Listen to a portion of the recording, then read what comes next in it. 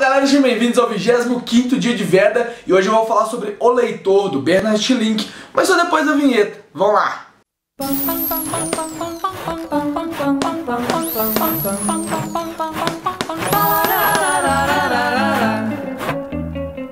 Eu ganhei esse livro aqui no Amigo Oculto do ano passado, daqueles amigos ocultos de roubar presente. Eu acabei ficando com esse livro aqui e o cara que deu esse livro, que escolheu esse livro, falou que esse autor é um dos autores preferidos dele, o Bernard Link, e que O Leitor é um dos melhores livros que ele já leu. Aí eu pensei, um amigo meu falou que esse aqui é um dos melhores autores que ele já leu, esse é um dos melhores livros que ele já leu, vou ler também, curti bastante, comprei a ideia, vou ler. Eu já tinha visto o filme, ele concorreu ao Oscar de 2009, então estragou um pouquinho as surpresas da história, mas mesmo assim eu gostei demais desse livro e eu vou explicar o porquê. Mas antes eu vou começar falando da história em si, porque eu não falei nada dela ainda. Esse livro aqui vai contar às vezes com uma mulher chamada Hannah Schilling que cruzou a vida do Michael Berg. Ele acontece em 3 fases distintas e a partir de agora vai ter um pouquinho de spoiler nesse vídeo, porque eu não consigo falar sobre esse livro sem falar spoiler sobre ele. Então ele é dividido em 3 partes principais. A primeira delas conta como o Michael Berg conheceu a Hannah Schilling, que ele conheceu ela meio por acaso, ele tava passando mal na rua e ela ajudou ele. Depois ele foi até a casa dela poder agradecer o favor que ela fez, e aí começa a história dos dois, que é uma história de um romance não tão convencional. O Michael Berg tinha 15 anos e a Hannah Schilling 36, se eu não me engano, ela era mais de 35 anos, com certeza, e a relação deles começou a se basear em 3 pontos principais. O moleque ia pra casa dela todo dia de tarde, tomava um banho, ela dava um banho nele, os dois faziam sexo e depois ele lia um pedaço de um livro pra ela. Isso continuou por bastante tempo até ela simplesmente sumir da casa que ela vivia e o Michael Berg ter que lidar com essa ausência dela. A segunda vez que eles se encontram, o Michael Berg já é um estudante da faculdade, ele é estudante de Direito e ele está acompanhando um julgamento de pessoas que participaram da Segunda Guerra Mundial. Quando ele chega nesse julgamento, ele vê que uma das acusadas é a Hannah Schmitz e ele passa a acompanhar esse julgamento com muito mais afinco do que ele pensaria que ele podia acompanhar. E a terceira parte dessa história é quando a Hannah tá presa, ela foi condenada à prisão perpétua e o Michael Berg volta a ter relações com ela, não relações amorosas no caso, mas uma relação de convivência entre aspas com ela. Eu vou explicar um pouquinho melhor depois o que é essa convivência. Além disso, esse livro aqui, e esse é um spoiler que eu não pretendo dar, ele gira em torno de um mistério da Hannah. Tudo que acontece na primeira parte e na segunda tem relação com esse mistério. E a terceira parte vem meio que pra redimir esse mistério. A gente já sabe o que é e ele é resolvido no terceiro ato. Antes de começar a falar sobre as características do livro de fato, eu preciso só dar um destaque pro título. Esse é um livro alemão, escrito em 1995, e eu não vou me atrever a pronunciar o nome dele em alemão porque vai sair uma merda. Eu não consigo falar alemão de jeito nenhum. Mas eu tava vendo alguns textos de pessoas falando sobre esse livro e o título em alemão não é simplesmente O Leitor. A expressão que é usada no título é para referir ao leitor em voz alta, aquela pessoa que lê em voz alta. Isso diz muito sobre o livro, igual eu falei. O Michael Berg tinha uma relação muito estreita com a Hannah por causa disso, porque todo dia ele ia pra casa dela, tomava um banho, fazia sexo e depois lia um pedaço de livro pra ela. Então o leitor do título aqui, embora possa parecer que é um leitor qualquer, não. É esse leitor que lê em voz alta. E como eu falei, ele acompanha às vezes que a Hannah cruzou a vida do Michael. E ele é todo narrado sobre o ponto de vista do Michael. Só que ele não é um narrador em primeira pessoa que está acompanhando os fatos no presente. Não, ele é um narrador do futuro que está recontando os fatos do passado e botando toda a experiência dele já de futuro em cima desse passado. Então o livro é cheio de reflexões, de pensar como que foi o futuro a partir daquele passado. Tem muita coisa mais profunda aqui do que o narrador em primeira pessoa, em tempo presente, pode apresentar. Outro ponto importante com relação à forma como o livro é escrito, a narrativa desse livro, é que as frases, na grande maioria delas, são frases curtas, concisas e diretas ao ponto. Além disso, os capítulos também são capítulos bem curtos. Eles giram em torno de 3, 4 páginas cada um deles. Isso mostra um pouquinho a afobação do narrador na hora de contar a história. Ele quer se livrar daquela história, se livrar um pouquinho do trauma que ele tem naquela história, e a gente fica sabendo dela de uma forma muito concisa e muito direta. Apesar dessa concisão, a forma como a história é contada, a forma como ela é narrada pelo personagem principal, é muito cheia de rodeios e bem mais rebuscada do que a gente pode pensar. Até porque isso reflete um pouquinho sobre o personagem principal, que, como eu falei, o Michael formou em Direito e ele vai se especializar em Direito da Segunda Guerra Mundial. Então ele é um intelectual contando a história dele do passado, contando as relações amorosas dele com a Hannah e como que isso influenciou o futuro dele. Então esse rebuscamento, esse floreio na linguagem que é feito aqui, reflete muito sobre o personagem. Eu não li mais nada do Bernard Link para saber se esse é o estilo do autor ou não, mas pra mim, nesse livro aqui, casou bastante bastante com a personalidade do personagem principal. E outra coisa que eu só comentei, que agora eu preciso dar uma aprofundada, é que esse livro aqui é um livro que fala basicamente sobre coisas que aconteceram na Segunda Guerra. Apesar de contar uma história amorosa, a primeira parte principalmente uma história amorosa entre o Michael e a Hannah, a segunda parte é um julgamento de guerra. E por ser um livro sobre a Segunda Guerra Mundial, falando sobre as coisas que aconteceram na guerra, ele se difere um pouquinho dos pares dele. É igual eu falei várias vezes aqui no canal já, ele traz uma visão da guerra que não é aquela visão assim que a gente vê nos livros de história. Não, ele é uma visão pelas pessoas que participaram da guerra. E aqui, em vez de trazer soldados, trazer pessoas que morreram na guerra, trazer parentes de vítimas, ele traz na personagem da Hannah uma pessoa que participou efetivamente dos campos de concentração e que foi uma guarda dos campos de concentração. É por isso que a Hannah está sendo julgada e é por isso que ela é acusada de mais de 300 mortes de judeus. Porque quando ela e mais algumas mulheres estavam responsáveis por um campo de concentração, eles estavam fazendo uma marcha até Auschwitz e nesse caminho eles pararam numa igreja e essa igreja pegou fogo. E a Hannah e as outras guardas não abriram a porta da igreja para deixar as prisioneiras fugirem. Esse foi o grande crime de guerra que a Hannah cometeu e o fardo que ela carrega do passado inteiro. Além, lógico, do segredo. Porque o segredo da Hannah, ela acha que é muito mais importante do que esse fato de ter matado 300 pessoas. E essa questão do segredo faz com que o livro tenha um monte de questionamentos íntimos mesmo. Tanto com relação a vergonhas, com relação ao passado das pessoas que elas tentam esquecer. Isso principalmente por parte da Hannah, porque a parte do Michael são outros questionamentos, outros dilemas morais que ele tem. E essas coisas são muito bem exploradas aqui no livro. Na Hannah menos, porque como ela não tá narrando, ela tem tudo sobre a voz do Michael, a visão dela fica um pouco distorcida aqui. A gente fica sabendo muito o que o Michael pensou, que a Hannah pensou. Pode parecer confuso eu falando aqui, mas a narração em primeira pessoa permite isso. E a visão do Michael, lógico, porque ele o tempo inteiro reflete sobre a situação dele, sobre a relação dele com a Hannah, sobre o caso da Hannah. Então ele tá o tempo inteiro pensando nisso, conversando sobre as pessoas, sobre esse caso, e a gente vê tudo aqui a partir da visão dele. E aqui eu quero chamar a atenção para 3 pontos do livro que me chamaram a atenção e me fizeram refletir em cima deles. Na hora do julgamento da Hannah, ela contando um pouquinho de como é que foi a situação dela no campo de concentração, como que ela selecionava as pessoas para mandar para Auschwitz, como que as colegas guardas dela também selecionavam as pessoas para mandar de volta para Auschwitz. E tudo isso gera um questionamento muito grande. Poxa, por que você tá mandando essas pessoas para a morte? E ela vira pro juiz da causa e pergunta: pô, e você nessa situação? O que você faria? Aí você pensa em todo caso que a pessoa é uma funcionária da SS, ela pode até não concordar com os ideais nazistas, não concordar com o que é feito, mas no caso ali ela é uma funcionária que tá cumprindo ordens. Ela pode se rebelar? Pode, mas ela se rebelar naquela situação é meio que atentar contra a própria vida. Então, pô, o que você faria numa situação dessas? Você é um funcionário da SS, você precisa ser funcionário desse lugar, e o que você ia fazer? Você ia simplesmente peitar as ordens do Führer, correndo risco de perder a própria vida, ou você ia cumprir suas obrigações? Em momento nenhum esse livro aqui vai falar que o que a Hannah fez foi uma coisa certa. Não, pelo contrário, ele vai simplesmente condenar a Hannah por causa desses atos. Condenar ela e as colegas dela, mas a Hannah sofre uma pena maior. Pra vocês descobrirem o porquê, você tem que ler esse livro. Mas ele bota esse questionamento na mesa. Ela era realmente responsável por esses atos? Na época, era legal ou não fazer isso? E aqui legal não é de divertido, não. Legal é de legalidade mesmo. Era possível fazer isso, ou ela tava só cumprindo ordens, ou ela tava se divertindo com aquilo, sei lá. Ele bota esse questionamento muito em pauta e é bem importante a gente pensar isso aqui também. Principalmente quando a gente fala sobre a Segunda Guerra Mundial e sobre os alemães. Outro ponto importante aqui é relativo às contradições dos personagens. Durante todo o livro a gente fica com aquela impressão de se a gente vai ficar do lado do Michael, se a gente vai ficar do lado da Hannah, se a gente entende um pouquinho o lado de cada um deles, se a gente condena os dois, se não condena os dois, se a gente absolve um, não absolve o outro. As contradições do personagem e as atitudes que ele toma em cima disso, pra mim são assim, primordiais pra esse livro ser tão bom quanto ele é. E a gente fica pensando em cima disso mesmo, na situação de cada um deles. É aquela pergunta que a Hannah fez: o que a gente faria? No caso do Michael, que descobre o segredo da Hannah e que poderia mudar o julgamento dela, o que ele faria? Ele vai lá e interfere no julgamento ou não? Ou ele se mantém na mesma, ou segura o segredo que a Hannah faz todo o custo de manter? São questionamentos complexos que esse livro traz, e cada vez que eu penso mais sobre esse livro, mais esses questionamentos me vêm à tona. E o terceiro ponto que me fez ficar pensando bastante é como essa vida passada, esses relacionamentos passados, no caso do Michael com a Hannah, pode influenciar completamente a vida de uma pessoa. Como que é simplesmente não esquecer de um fato e carregar ele pro resto da vida, influenciando tanto suas relações amorosas quanto seu trabalho. Essa é a situação do Michael e a gente fica pensando nela o tempo inteiro, porque a narração do Michael é uma narração melancólica, uma narração triste, e muito disso é fruto da primeira parte do livro, do relacionamento dele com a Hannah. A gente entende as motivações do personagem, entende o porquê dele ser tão melancólico, o porquê dele ser tão triste, e a gente entende o personagem, entende tanto ele quanto entende a Hannah também, porque os dois personagens são tão complexos que a gente consegue ver todas as nuances deles aqui, e é mérito pro Bernard Lynch ter conseguido colocar isso aqui. Mas só pra finalizar essa parte do livro aqui, eu preciso deixar claro pra vocês que essa leitura, pra mim, não foi uma leitura tão prazerosa quanto eu tô falando aqui agora. Pensar sobre o livro tá me trazendo muito mais reflexões e faria, por exemplo, aumentar a nota que eu dei nele no Scooby do que a leitura em si. Porque muitos momentos aqui eu achei a leitura um pouco arrastada, que eu fiquei olhando assim, tipo, não é necessário descrever isso aqui, não é necessário filosofar tanto em cima desse assunto. É aquela leitura densa que eu falei, aquela forma de escrever densa, complexa que eu falei no início, se junta a essa descrição exagerada e dá um tom mais pesado pra leitura que eu acho que não era tão necessário aqui. Mas no final, depois que eu li, depois que eu comecei a refletir sobre o livro, pra mim ficou muito melhor. E essas reflexões são primordial aqui em cima dele. E eu comentei no início do vídeo que esse livro foi adaptado pro cinema em 2008. A adaptação é com a Kate Winslet, principalmente com a Kate Winslet, né, que ela ganhou o Oscar de melhor atriz em 2009 por causa do papel da Hannah. E o filme é muito fiel a esse livro aqui. Mas é fiel mesmo. Até nas falas que a gente vê aqui, nos diálogos que tem nesse livro, o filme retrata eles também. E por ele ser tão fiel, ele é um filme muito bom. Ele não tem a narrativa do Michael, né? Não é essa narrativa do futuro do Michael. Ele é contado em tempo real. E a gente consegue entender muito bem a motivação de cada um dos personagens. E sério, é muito legal. A caracterização da Hannah feita pela Kate Winslet é linda. Ela mereceu muito o Oscar de melhor atriz em 2009 por causa desse papel, porque o trabalho dela tá fodarástico. Eu não aconselho assistir o filme com a família, porque tem muita cena de sexo, principalmente no início dele. Tem muita cena de sexo, muita nudez. Se tiver um pouquinho de vergonha assim com a família, não recomendo assistir. Mas ele é um filme maravilhoso, de verdade. Ele é muito, muito bom. E no final da história, quando o Michael cresce, ele é interpretado pelo Ralph Fiennes, que é o Voldemort da série Harry Potter. E o Ralph Fiennes tá sensacional aqui também. Ele consegue passar toda a tristeza que eu falei que o Michael carrega pela vida inteira. Ele transmite com um olhar, com uma lágrima que escorre dele. Ele tá muito bem no papel também, mas a Kate Winslet tá maravilhosa aqui, tanto no papel de mais nova quanto no papel de velhinha já no final da história. Embora eu tenha falado que a leitura não tenha sido tão prazerosa, as reflexões que esse livro me trouxe são muito boas e eu recomendo fortemente ler esse livro e assistir o filme também, que os dois são obras muito boas. Então é isso, faz aquelas coisas de sempre, curte, compartilha o vídeo, mostra pros amiguinhos, se inscreve no canal se não for inscrito e a gente tá no meio do Veda. É vídeo todo dia durante o mês de abril. Falta pouquinho pra acabar, tá faltando 4 dias só, 4 vídeos até o encerramento. Espero que você continue acompanhando até o final e ó,